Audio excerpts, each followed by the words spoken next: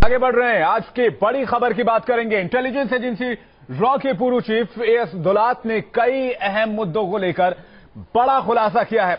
एक इंटरव्यू में दुलात ने खुलासा किया है कि साल 1999 में प्लेन हाईजैकिंग मामले में सही स्ट्रैटेजी नहीं अपनाई गई। दुलात के मुताबिक 1999 में IC-814 प्लेन हाईजैकिंग मामले में कोई नहीं चाहता था कि प्लेन अमृतसर से बाहर जाए, लेकिन क्राइसिस मैनेजमेंट ग्रुप इस मामले को सही तरीके से हैंडल नहीं कर पाया। इतना ही नहीं, दुलात के मुताबिक आतंकियों के रिहाई से फारूक अब्दुल्ला खुश नहीं थे।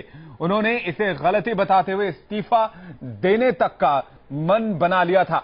दुलात के मुताबिक वाजपेयी नहीं चाहते थे कि मुफ्ती मोहम्मद सईद जम्मू कश्मीर के सीएम बने।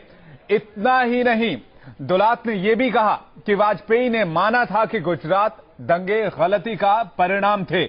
यानी कि कई अहम मुद्दों पर रॉ के पूर्व कमिश्नर ने बड़े खुलासे किए हैं। इस मामले में पूर्व रॉ ऑफिसर रहे एसएस दुलात ने न्यूज नेशन से एक्सक्लूसिव बातचीत की। आपको सुनवाते हैं वो अंश। कांधार हाईजैक के 15 साल बाद एक नए खुलासे हुए हैं जो RAW रॉ के चीफ रहे एएस दौलत साहब की। उनकी नई किताब में नए खुलासे हैं, नई स्पष्टताएं हैं। दौलत साहब खुद हमारे साथ हैं। सर, बहुत बहुत स्वागत है न्यूज नेशन पर आपका। शुक्रिया आपका। कांधार की घटना जो है ना, जब भी याद आती है तो तकलीफ होती है।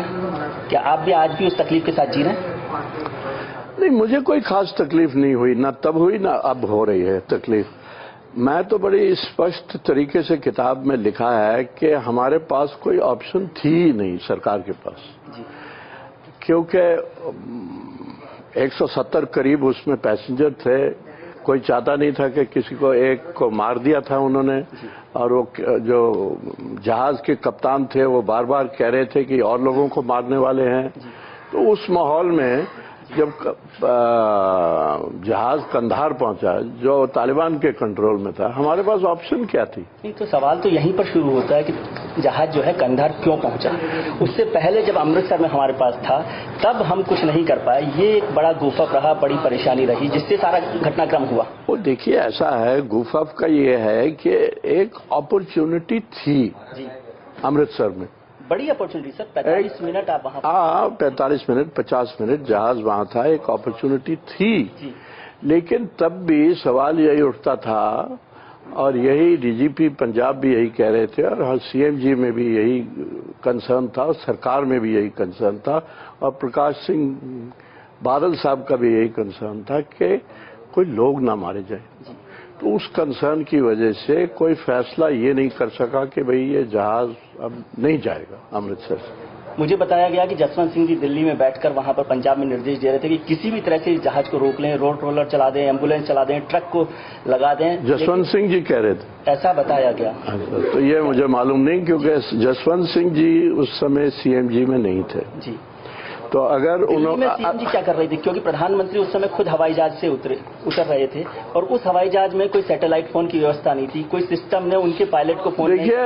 देखिए, इसमें प्रधानमंत्री, ये हमारा मतलब एक लैकलस्टर नहीं, कोई लैकलस्टर नहीं है। CMG में प्रधानमंत्री जी नहीं आते हैं, ना होते हैं।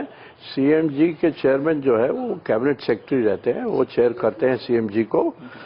उस दिन, उस रात को बाद में ब्रजेश मिश्रा जी भी आए CMG में, उसके बाद deputy prime minister Advani ji भी आए CMG में। दोनों ने घंटा 1.5 घंटा वहां बैठे, क्योंकि हम तो सारी रात वहीं थे।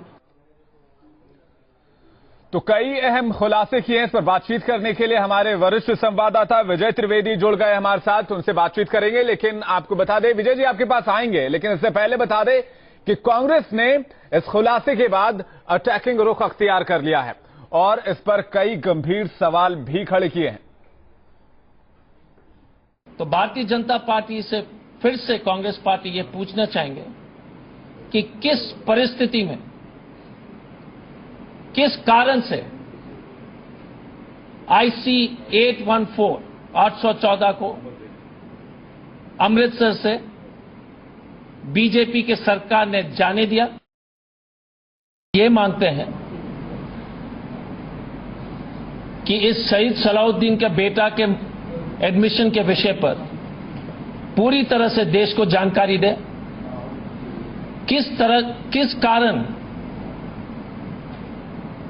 इस तरह का समझौता किया गया था, किस कारण एक कुख्यात अपराधी और आतंकवादी के साथ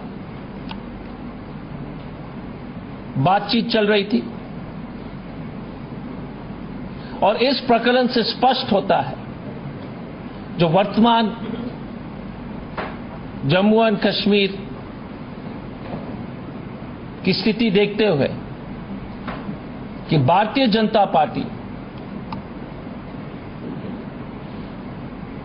बड़े बड़े बातें कहते हैं, लेकिन जब भी वो सरकार में रहे तो उन्होंने देश की सुरक्षा, देश का अखंडता के साथ समझौता की है। विजय जी, काफी गंभीर सवाल खड़े किए गए हैं, मसलन कि स्टेट गवर्नमेंट और सेंट्रल गवर्नमेंट के बीच कोऑर्डिनेशन की कमी, क्राइसिस मैनेजमेंट में फैसला लेने में देरी होने के चलते ये बड़ा मसला सामने आया, मतलब एक तरह से बड़ा रूप इसने अख्तियार कर लिया। क्या लगता है आपको, क्या कुछ बातचीत हुई आपकी दुल्लत साहब के साथ?